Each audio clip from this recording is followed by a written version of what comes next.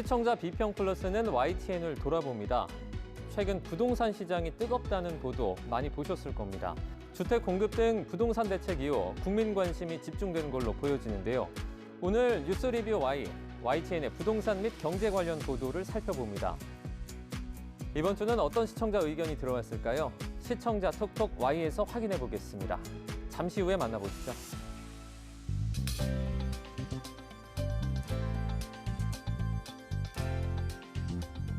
여러분 안녕하십니까? 정주영입니다. 8월 내내 이어진 폭염과 열대야가 9월의 시작과 함께 조금 누그러진 것 같습니다. 한반도로 차가운 공기가 유입되면서 선선한 날씨에 차차 더위가 완화될 가능성이 보인다고 하는데요.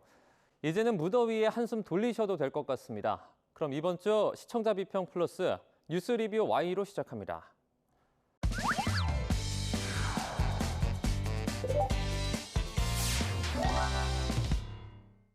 네, 세 분 어서 오세요. 안녕하십니까?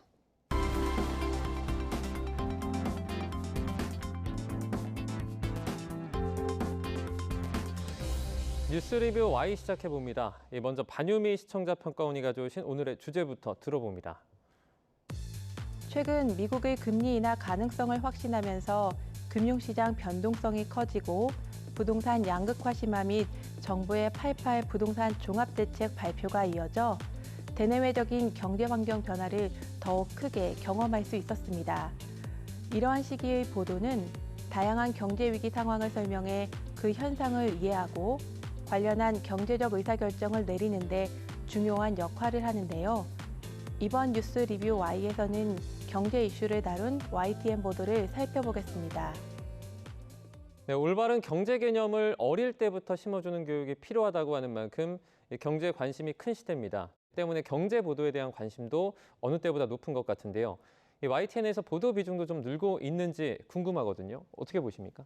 YTN이 최근에 매일 오전에는 또 경제 전문가가 출연해서 그 전날 있었던 국제 경제를 좀 설명하는 그런 코너도 만들고 경제 뉴스가 꽤 늘어나는 편인데 사실 1980년대까지는 경제 뉴스가 거의 없었습니다. 방송은 물론이고요. 신문에서도 경제신문 외에는 경제 뉴스를 크게 다루지 않았는데 80년대 후반쯤 되면 이제 우리가 경제가 양쪽으로 성장하면서 경제를 다룰 만한 뉴스거리가 많아졌다는 것. 그리고 그 당시에 신문에서 증면이 있었습니다. 그러니까 8장짜리 신문이 뭐 16장, 뭐 32장 이렇게 늘어나게 되면서 경제 뉴스가 들어갈 수 있는 공간이 좀 늘어났고 이에 따라서 뭐 특화 뉴스라든가 섹션 뉴스 같은 거에서 경제를 다루게 됐고 또 경제도 계속 분화가 되는 거죠. 예를 들자면 뭐 정보통신이라든가 유통, 중소기업 이런 분야들이 늘어나면서 아무래도 다룰 수 있는 뉴스거리가 많아진 것. 무엇보다도 1997년에 IMF 외환위기가 터지면서 그 후에 경제에 대한 전 국민적인 관심이 사실 폭발적으로 늘었습니다. 그래서 YTN을 비롯한 방송도 그 후로는 경제 뉴스에 상당히 관심을 갖게 됐는데 문제는 이 경제 뉴스라는 게 일반인이 이해하기에는 좀 어렵다는 것도 있죠. 그래서 사실 방송에 있어서의 경제 뉴스의 관건은 어떻게 이 어려운 경제 문제를 쉽게 전달할 수 있느냐. 이 문제가 중요한 거거든요. 그 부분에 이제 방송 뉴스에 고민거리가 있다 이렇게 볼 수 있습니다. 경제 보도는 시청자들에게 경제 상황에 대한 정보를 제공함과 동시에 경제 활동에 대한 의사를 결정하는 데 중요한 역할과 기능을 합니다. 다시 말해 이 정책, 투자, 소비와 같은 경제 의사결정 행동에 영향을 미친다고 할 수 있는데요. 이 경제 뉴스를 접하는 시청자 입장에서 보면 뭐 투자 의사, 또 소비 의사를 결정할 수 있겠죠. 그래서 경제 뉴스는 경제 상황에 대한 정확한 보도가 가장 중요하고요. 만약 미디어가 경제 현상을 왜곡하거나 과장하면 이 경제 위기에 대처할 수 있는 타이밍을 놓치거나 또 잘못된 방향으로 정책이 진행될 수 있기 때문에 이 경제 뉴스를 보도함에 있어 언론의 신중함이 요구된다고 하겠습니다. 네, 최근에 연준에서도 이런 얘기를 했습니다. 금리 인하를 할 수도 있다. 이런 기조를 내비치면서 아무래도 연말 대출 수요가 좀 증가될 것으로 여러모로 전망이 되고 있는데요. 이 밖에도 주택 수요가 좀 늘어나면서 내 집 장만을 실현하고자 하는 분들의 관심도 상당히 뜨겁습니다. 관련 소식 전하고 있는 YTN 보도들 오늘 살펴보도록 하겠습니다. 먼저 평가원님 어떻게 보셨습니까? 먼저 금리 인하 가능성과 시장 반응에 관한 보도입니다. 미국 금리 인하 가능성과 금융시장에 미치게 될 영향을 분석했는데요. 뚜렷해진 미 9월 금리 인하 신호, 하는 결정에도 영향해서 오건영 신한은행 WM 본부팀장은 연준의 금리 인하 가능성을 확신하며 가계부채를 비롯해 대내적 요인을 신경 써야 하는 한은의 신중한 태도를 이해하는 분석을 제시해 주었습니다. 스타트 경제에 확산하는 알공포, 하반기 세계 금융시장 행방은에 출연한 서은숙 상명대 경제금융학부 교수는 미국의 경기 침체 우려가 아시아, 유럽 증시 폭락으로 이어지게 된 상황을 설명했습니다. 미국의 증시 폭락 이후 우리 증시 상황을 빠르게 파악할 수 있는 속보로 주식 외환시장을 살펴주었는데요. 검은 금요일 후 첫 주식시장 개장, 지금 상황은의 속보에서는 주식시장 개장 상황을 알리기 시작한 보도였고, 미 침체 우려의 주가 폭락, 동반 서킷 브레이커에서는 역대 최대 낙폭을 보이며 마감한 주식시장 상황과 미국발 악재 외에도 중동발 리스크가 더해진 시장 변동 원인을 알렸습니다. 폐장 후 이인철 소장과 연결해 미국에서 비롯된 증시 폭락의 원인을 비롯해 반도체 비중이 높은 국내 증시 폭락 상황, 미국 증시의 추가 급락 등을 분석했습니다. 또한 투자자의 섣부른 판단을 보류할 수 있도록 리스크 관리에 관한 조언도 전해주었습니다. 국내 증시가 급등락을 반복하고 미국의 경기 침체 우려가 대두되면서 투자자를 비롯해 사태를 바라보는 시청자의 불안과 우려가 커지는 시점이었습니다. 이러한 경제 정보는 시청자가 시장의 흐름을 파악하고 그에 대비하는 투자 대응 전략을 신중한 태도로 세울 수 있게 도왔습니다. 미국 금리 인하가 확정된 이상 우리나라 금리 인하 시기에 대해서도 궁금증 많으셨을 텐데요. 확실시된 다음 날 미 금리 인하 우리는 언제 8월 26일 보도를 보니까요. 앞으로 10월과 11월 두 번의 금리 인하 기회가 남은 한국은행의 고민이 깊어졌다라는 보도였습니다.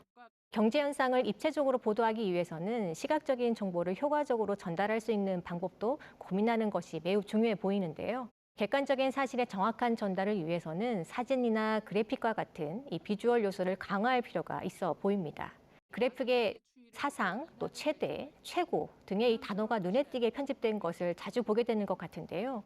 아무래도 이 시청자들에게 집중할 어떤 포인트를 짚어주는 장치라는 점에서는 효과적일 수 있습니다. 저는 이런 포인트를 짚어주는 것이 좀 잘못된 신호를 주는 것은 아닌가 싶기도 했는데요. 가계부채가 늘고 있는 것에 대해서 이 정부와 은행권은 경각심을 가질 필요가 있다라고 보고 있는데, 이 뉴스를 보고 있으면 집값이 급증하고 또 거래량이 최고라고 하니까 상대적으로 좀 조바심이 생기기도 했었거든요. 부동산과 경제 보도가 좀 더 차분해질 필요가 있어 보입니다.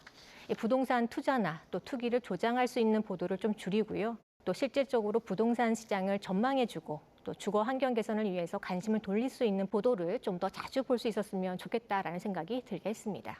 특히 집값 상승의 보도가 집중되면서 지역 간 양극화 문제들은 더욱 심각해지고 있음에도 보도에서 심층적으로 다른 보도를 보기가 쉽지 않았습니다. 좀 더 부동산 보도가 다양해질 필요가 있겠다라는 생각입니다. 네, 아무래도 저희가 부동산 관련된 어떤 기사들을 많이 생산을 하다 보면 혹시나 부동산의 어떤 가격 상승을 좀 더 부추기는 것 아니냐 이런 비판을 좀 받는 경우가 좀 있는 것 같습니다. 좀 예민하게 고민을 하고 좀 그 부분들이 보도에 반영이 되면 좀 좋을 것 같은데요. 실장님 어떻게 보셨습니까? 우리 두 분 박사님이 아주 예리한 지적을 해주셨는데요. 특히 경제 보도는 이런 집중 보도도 중요하겠지만 신중한 보도가 더욱 중요하다고 생각합니다. 왜냐하면 지난 1997년 IMF 사태 때 외환 위기를 부른 원인 가운데 언론이 지목돼 있습니다. 이건 학자나 전문가들이 공통적으로 지적하는 부분들인데요. 12월에 IMF 사태가 터졌지만 그 전까지의 보도를 보면 한국의 경제 상황을 매우 낙관적으로 보고 있습니다. 예를 들어서 1997년 9월 5일자 조선일보를 보면 한국은 세계 경제 위기에 지혜롭고 용감한 대처 방법을 보여주는 중심 국가다 이렇게 보도를 하고 있습니다. 심지어 IMF가 터진 다음에 98년 1월 15일 경향신문을 보면 대한민국의 경제가 문제없다. 이게 일면 톱 제목입니다. 내용은 대한민국 경제가 안정적으로 성장하고 있으며 재정 건전성이 높다. 그때는 이미 기업이 하루에 수백 개씩 문을 닫은 그 시점인데도 신문에서는 버젓이 한국 경제 문제없다 이렇게 나간 것이죠. 이것이 바로 대한민국 언론의 문제점이다. 이렇게 지적들을 하고 있는 것이죠. 학자들이 분석한 우리의 경제뉴스 보도 행태의 문제점을 보면 세 가지 정도를 꼽는데 첫 번째가 정치 편향적이라는 것이죠. 그러니까 보수는 정부의 경제정책을 지나치게 낙관적으로 보고 진보 쪽 사람들은 지나치게 비관적으로 보는 중립의 지점에서 쳐다보는 그런 보도가 많지 않다는 것이고, 또 하나는 진영에 상관없이 대부분 지나치게 친기업 성향이다. 이것은 아무래도 언론사가 광고라든가 이런 것들이 주 수입원이기 때문에 더욱더 심화되고 있는 게 아닌가 이런 생각이 들고요. 또 하나는 너무 선정적인 보도, 그다음에 확인 작업이 부족한 이 세 가지가 우리나라 언론의 경제 보도의 문제점으로 지적되고 있거든요. 그러니까 YTN도 아까 박사님들이 말씀해 주신 것처럼 집중 보도를 하고 뭐 시청률을 위해서 여러 가지 극단적인 언어를 쓰는 것은 시청자들에게 불필요한 공포감을 줄 수 있는 그런 나쁜 점으로 작용하기 때문에 매우 신중해야 된다 이렇게 생각을 합니다.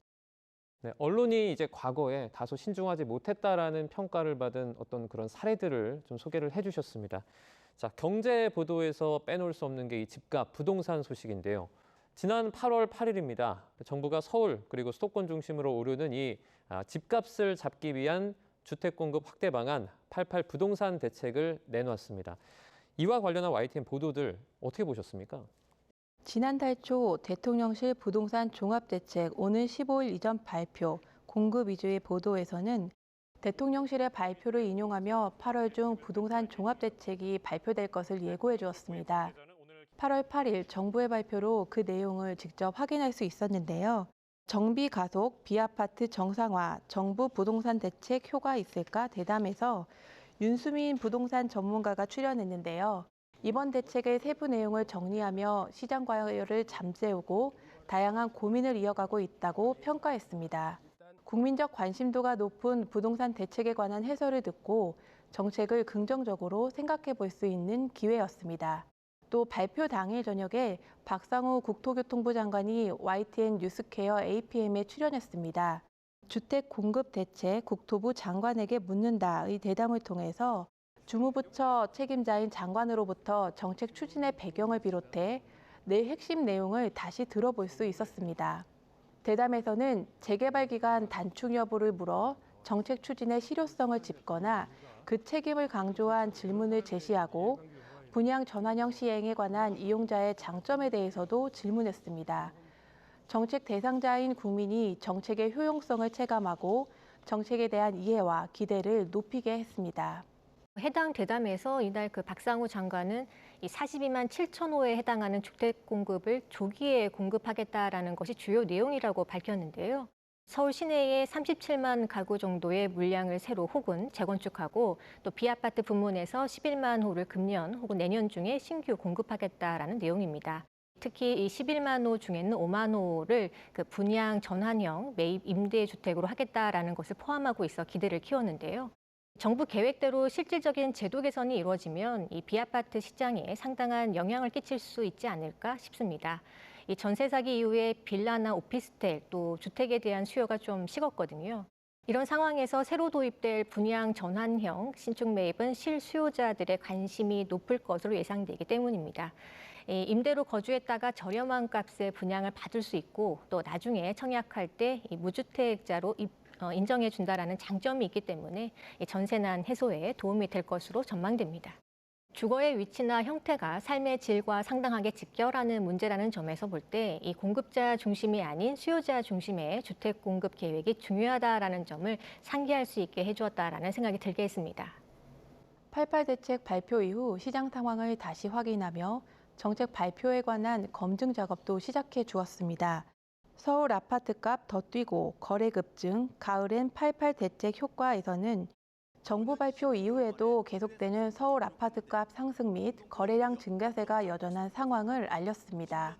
이번 정책이 단기적인 효과가 미비하다는 점을 지적하며 중장기적인 차원의 효과를 위해서 대책이 보완이 필요하다는 점을 상기시켰습니다. 8월 8일 보도였죠. 이 정비 가속 비아파트 정상화 정부 부동산 대책 효과 있을까에서 윤수민 부동산 전문가와 대담을 했고요. 또 8월 11일 보도였습니다. 빠르게 많이 또 집중 공급, 집값 안정 효과는 에서는 박원갑 KB 국민은행 부동산 수석 전문위원을 모시고 대담을 이어갔는데요. 정부의 대규모 주택 공급을 내세운 88 부동산 대책의 주요 내용이 무엇이고 또 집값 안정에 효과가 있을지 그리고 재개발, 재건축과 같은 구체적인 실행 방안이 현실성 있는가라는 것을 전문가에게 묻는 대담이었습니다. 윤수민 전문가도 직접적으로 언급을 해 주었는데요. 이 시장에서 중요한 게 그 심리라는 부분이거든요. 이 심리가 불안하다, 또 주택 공급이 적어서 심리가 불안하다는 부분들에 대해서 정부가 이 부분을 누그러뜨리기 위한 목적이 분명히 보인다라는 점입니다. 박원갑 전문위원도 말씀하시길요. 주택담보대출이 늘고 있으니까 이 속도 조절을 해서 가계부채를 조절하겠다라는 것과 또 한편으로는 서울 수도권 중심으로 집값이 너무 뜨거우니까 이 쿨다운 시키는 것에 목적을 둔 것이라고 이 정부 대책에 대해 의미를 요약했는데요. 정부의 부동산 정책에 대해서 기대해 볼 부분과 또 우려점 등에 대해서 앞으로도 전문가 의견을 꾸준히 청취해 가면서 비교해 보았으면 좋겠다라는 생각이 들게 했습니다. 88 대책이 발표된 이후에 그 이후에 부동산 시장을 전망하는 그런 보도들도 계속 이어졌거든요. 내용은 좀 어땠습니까? 새롭게 발표된 정책의 주요 내용을 이해하고 정부의 책임성을 높일 수 있게 한 공익성 높은 보도와 대담을 잘 구성해 주었습니다. 서울 아파트값 19주 연속 상승, 수도권 집값도 들썩 보도에서는 19주 연속 오름세를 보인 서울 아파트값, 45주 만에 최대 가격 상승폭을 보인 수도권 아파트 값과 같은 소식으로 상승세를 이어가고 있는 부동산 시장 상황을 전했습니다. 나아가 경제픽 서울만 산다, 서울 아파트값 19주 연속 오름세에서는 양극화되고 있는 부동산 시장의 특징을 짚었습니다. 서울 수도권 내 지역별로 거래 양극화가 심화되고 있는 부동산 시장에 주목했습니다. 물량 쏟아지는데 미분양 속출, 울산 지역 극과 극의 지역 보도를 통해 울산 도심 지역의 청약 경쟁 역시 양극화되고 있는 모습을 알렸습니다. 부동산 거래 양극화 현상이 전국적으로 확산되고 있다는 점을 알려 문제의 심각성을 인식하게 했습니다. 지역별 상황 외에도 거래 유형별 양극화 문제도 다뤘습니다. 부동산 경매 시장도 쏠림 현상, 비아파트는 시들에서는 아파트와 비아파트 선호도 차이가 경매 시장에서도 나타난다고 알렸습니다. 이번 88 부동산 대책에서 비아파트 시장 정상화 방안이 언급됐던 만큼 전세 사기 발생으로 침체기를 겪는 비아파트 기피 문제를 재확인할 수 있었습니다. 주택시장 양극화의 문제는 주거 안정성 저해나 지역 간 경제 격차와 같은 사회 경제적 문제를 야기할 수 있으므로 이번 보도로 양극화 문제를 인식하고 사회적 토론의 계기를 마련해 주었다고 여겨 관련한 보도의 의미가 더욱 컸습니다. 8월 15일 보도였습니다. 서울 아파트값 21주째 올라 상승폭 5년여 만에 최고라는 보도가 있었고요. 또 8월 22일 일주일 뒤죠. 그 서울 아파트값 22주 연속 상승, 전세값 66주째 올라라는 보도가 있었습니다. 이 한국부동산원이 주간 단위로 그 아파트 가격 동향을 발표하고 있기 때문에 아파트 매매나 또 전세 동향을 읽을 수 있는 보도라고 할 수 있는데요. 이 보도 제목에서 알 수 있듯이 이 서울 아파트 매매나 이 전세값 동향 보도에 이 부동산 시장 보도가 집중되는 경향이 있습니다. 서울의 인구가 많고요. 또 아파트 거래량이 많기 때문에 보도가 많은 경향은 어쩔 수 없는 부분이라고 할 수도 있겠지만 이 서울이나 또 심지어 수도권이 아닌 지역의 시청자 입장을 고려해 보면 서울이 집값을 과잉 대표하고 있다는 점은 지적하지 않을 수 없어 보입니다. 거래량이 많고 또 거래가가 높기 때문에 뉴스 가치가 높다고 여길 수는 있겠지만 어떤 측면에서는 부동산 투기를 조장할 수 있는 보도라는 점에서 지적이 있을 수 있다는 의미입니다. 그런 측면에서 보면 아파트를 거주 목적의 개념보다 또 투자 목적의 대상으로 바라보게 하는 데에 이런 보도가 좀 일조한다는 점에서 보도의 주기와 또 방식에 대해 고민이 필요하다는 생각이 좀 들게 했습니다. 자, 그럼 오늘 뉴스 리뷰 와이 내용 정리해 보겠습니다. 이것만은 꼭 시간인데요. 평가원님부터 오늘 한 줌평 부탁드립니다. 경제정책 분석하는 언론의 정책 토론과 재언 지속되길. YTN에서는 국내외 경제 정보를 즉시성 있게 제공하고 전문적이고 다양한 시각을 가진 전문가 해설과 진단을 제시해 주었습니다. 나아가 주택담보대출 규제 강화, 88 부동산 종합대책과 같은 경제정책 변화의 내용도 잘 전달해 주었습니다. 다만 정책의 내용과 그 필요성을 우선 이해하는 것에 더해 그 효과에 대한 질문을 이어가 정책의 장단점을 고루 확인할 수 있는 기회가 마련되었으면 합니다. 경제 이슈는 다양한 이해관계자가 서로 존재하고 또 서로 다른 입장과 관점을 지니고 있는 만큼 경제정책의 실효성을 높일 수 있는 언론의 정책 토론, 재연의 역할도 이어가 주시길 기대해 봅니다. 네, 이번에는 김수정 박사님의 한 줄 평도 들어보겠습니다. 부동산 경제 보도 차분하면서 종합적인 정보 전달 노력해 주길. 경제뉴스는 뉴스 수용자에게 투자와 소비를 결정하는 데 중요한 근거가 될 수 있습니다. 개인의 경제적 부를 확대할 수 있는 기대 심리를 부추기는 것 못지않게 사회적 불평등과 양극화를 가속시킬 위험에 대해서 경각심이 들게 하고 또 건전한 시장 경제를 유지하기 위한 사회적 공감대가 만들어질 수 있었으면 합니다. 부동산 경제 뉴스 보도가 차분하고 또 종합적으로 뉴스 수용자에게 전달될 수 있도록 노력을 기울여야 하겠습니다. 부동산 등 경제 관련 보도의 어떤 적절한 역할을 좀 기대하면서 오늘 뉴스 리뷰 Y 순서는 여기서 마치도록 하겠습니다. 세 분 오늘 말씀 잘 들었습니다. 고맙습니다.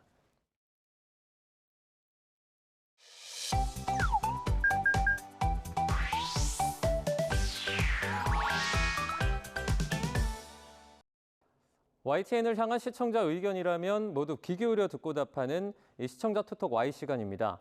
오늘 주목한 시청자 의견을 AI 앵커 Y구가 소개해드립니다. 지금 바로 만나보시죠. 안녕하세요. AI 앵커 Y구입니다. 오늘의 첫 번째 주제는 사무장 병원에 대한 시청자 의견을 들어봤습니다. 자세한 내용 지금 바로 보시죠.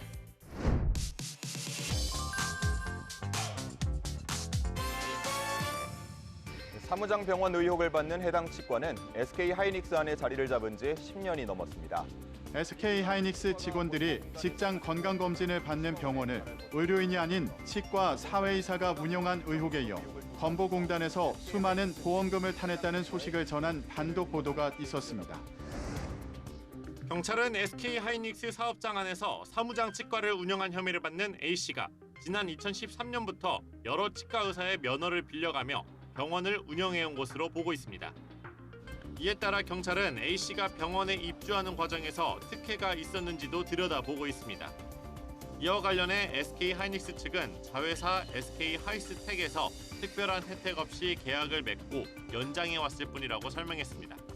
보도에서 문제가 되고 있는 치과가 SK 하이닉스 측과 연관성이 있는지를 살펴보고 이에 대한 SK 하이닉스의 입장까지 전달했는데요. SK 하이닉스 직원들의 직장 건강검진이 이루어지는 치과가 비의료인이 운영 중이라는 정황을 알린 보도였는데 이러한 일명 사무장 병원을 막기 위해 추진 중인 관련 법안 내용을 함께 소개했다면 더 도움이 됐겠다는 시청자 의견이 있었습니다. 풍성한 내용의 보도를 위해 시청자 톡톡와이에서 관련 법안 내용을 살펴봅니다. 8월 6일 국회 법제사법위원회 소속 박균택 의원은 불법으로 개설한 기관으로부터 발생하는 폐해를 막기 위해 주무부처인 보건복지부, 법무부와의 협의 끝에 국민건강보험공단 인직원에게 특별사법경찰관 권한을 부여하는 내용을 골자로 하는 법안을 발의했습니다. 권한이 부여되면 건강보험 재정 분야의 전문성을 보유한 공단 인직원이 사무장 병원, 면허대여, 약국 등 위법 행위를 직접 수사할 수 있게 되는데요. 의원실이 국민건강보험공단으로부터 제출받은 자료에 의하면 현장 조사를 시작한 2009년부터 2023년까지 사무장병원, 면허대여약국 등 불법 개설기관이 지난 15년간 공단으로부터 부당하게 받아간 보험금이 약 3조 3천억 원에 달합니다. 그러나 실제 환수한 금액은 6.92%인 2,335억 원에 불과한데요. 2023년 기준 건강보험 누적준비금은 약 28조 원 수준인데 불법 개설기관이 그동안 편취한 금액은 누적준비금의 12%에 이릅니다. 다음으로 시청자 톡톡 Y 두 번째 주제는 난기류에 대한 시청자 의견을 들어봤습니다. 어떤 내용을 담고 있는지 이어서 확인해 보시죠.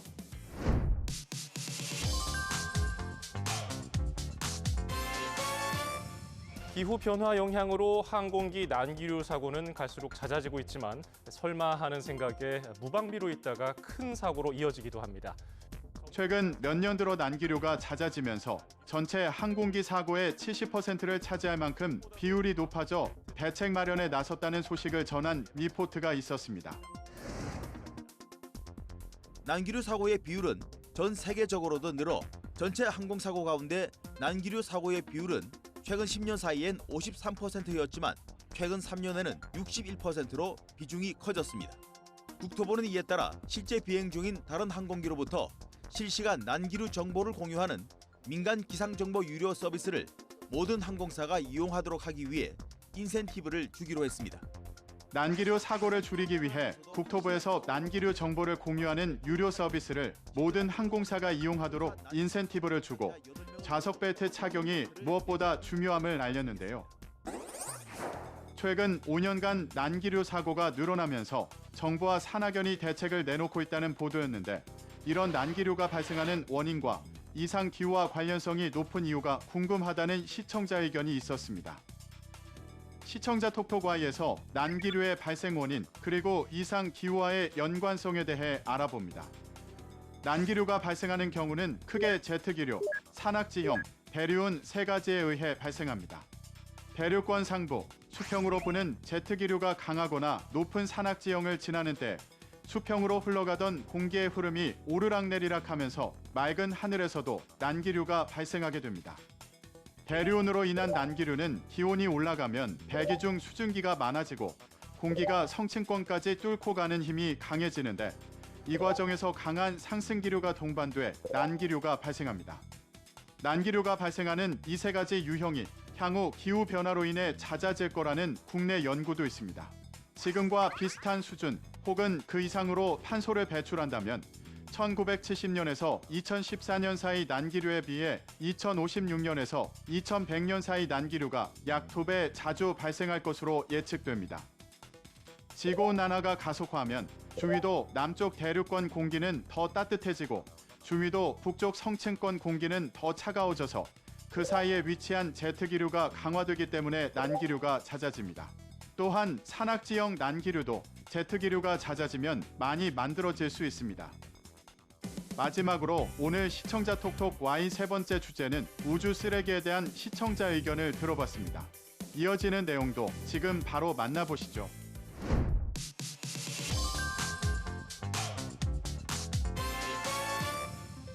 중국판 스타링크인 위성 탑재 로켓이 궤도에서 폭발하면서 중국판 스타링크로 불리는 로켓 창청 6A호가 궤도에서 폭발한 징후가 포착되면서 많은 양의 우주 쓰레기가 발생했다는 소식을 전한 보도가 있었습니다. 지난 5일 통신위성 18개를 싣고 우주로 날아간 중국 창청 6A호. 그런데 위성들을 궤도에 올려놓은 직후 로켓이 폭발한 징후가 포착됐습니다. 지구 저궤도는 이미 4만 개가 넘는 우주 쓰레기와 위성으로 포화 상태입니다. 이번에 발생된 우주 쓰레기뿐 아니라 이미 지구 저궤도에는 우주 쓰레기가 포화 상태인 상황을 알리며 이에 대한 심각성을 전했는데요. 최근 발사한 중국 로켓이 폭발하면서 우주 쓰레기가 발생했다는 내용의 보도였는데 여기서 언급된 우주 쓰레기의 정의와 규모에 대해 자세히 설명했다면 이해를 도왔겠다는 시청자 의견이 있었습니다. 자세한 내용을 보충하기 위해 시청자 톡톡Y에서 우주 쓰레기의 정의와 규모에 대해 알아봅니다. 우주 쓰레기는 우주, 즉 지구 궤도에서 지구를 도는 물체들입니다. 보통 임무나 수명이 끝나거나 고장나서 못 쓰는 인공위성과 인공위성을 발사하면서 생기는 파편, 또는 인공위성과 함께 지구 궤도에 진입하는 로켓의 마지막 단을 우주 쓰레기라고 부르는데요. 유럽 우주국에 따르면 폭이 10cm 이상인 우주 쓰레기 발생량은 지금까지 약 3만 6,500개로 추정됩니다. 1cm에서 10cm는 100만 개, 1cm 이하는 1억 3천만 개에 이르는데요. 우주 쓰레기 속도는 초당 10km를 넘나드는데 10cm 이상의 우주 쓰레기는 인공위성을 파괴할 수 있을 정도의 위력이 있습니다. 문제는 위성 개발 경쟁이 민간 영역으로 확장된 영향으로 이 같은 잔해물이 늘고 있다는 점입니다. YTN 방송의 부족한 부분을 채우는 시청자 톡톡 Y 시간. 다음 주도 다양한 시청자 의견과 함께 돌아오겠습니다.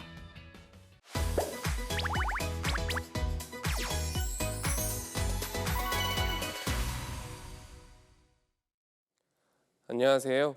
YTN DMB 시청자평가원 고두입니다. 전 세계적으로 현재 초미의 관심사는 기후위기가 되고 있습니다. 급격한 이상기온이나 호우가 지속적으로 발생하고 있습니다. 그런 점에서 전기차는 전기를 이용하기 때문에 환경에 끼치는 영향이 적다고 알려져 있는데요. 다양한 이유로 전기차를 구동하는 배터리에 대한 관심이 높아지고 있습니다.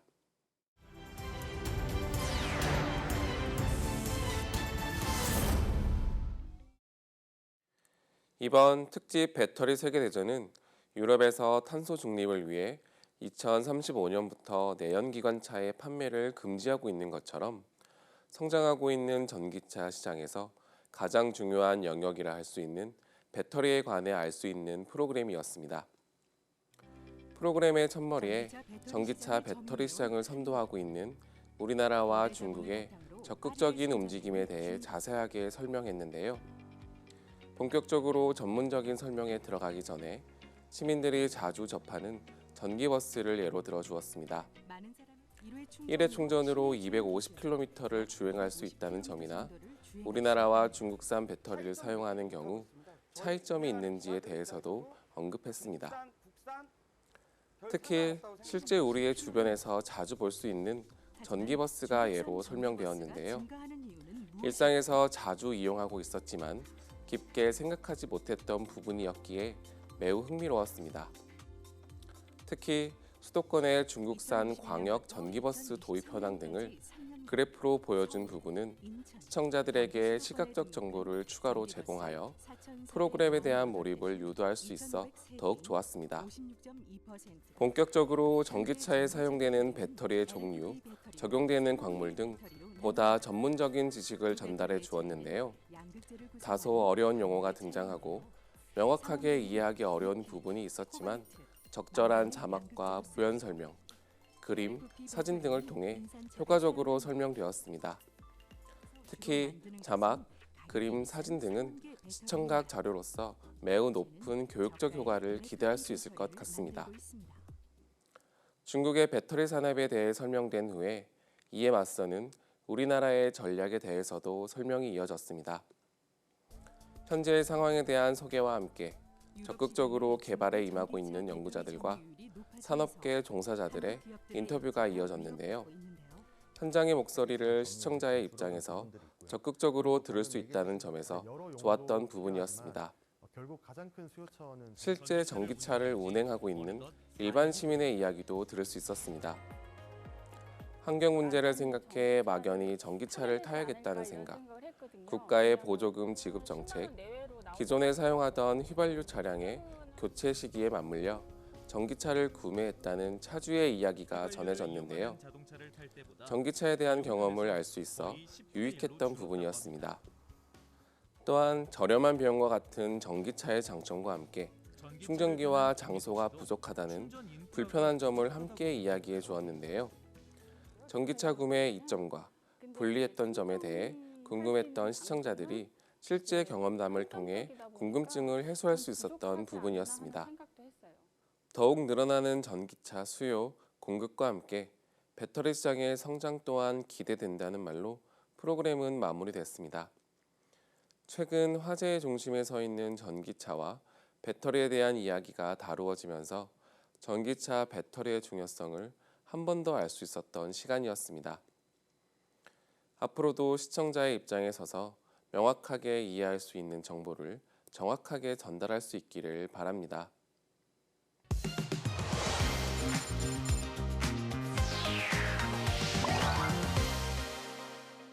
시청자 목소리로 YTN을 되돌아봅니다. 방송에 대한 여러 의견들 SNS와 홈페이지를 통해서 남겨주시고요. 시청자 비평 플러스는 다음 주 더 새로운 의견으로 돌아오겠습니다. 시청해주신 여러분 고맙습니다.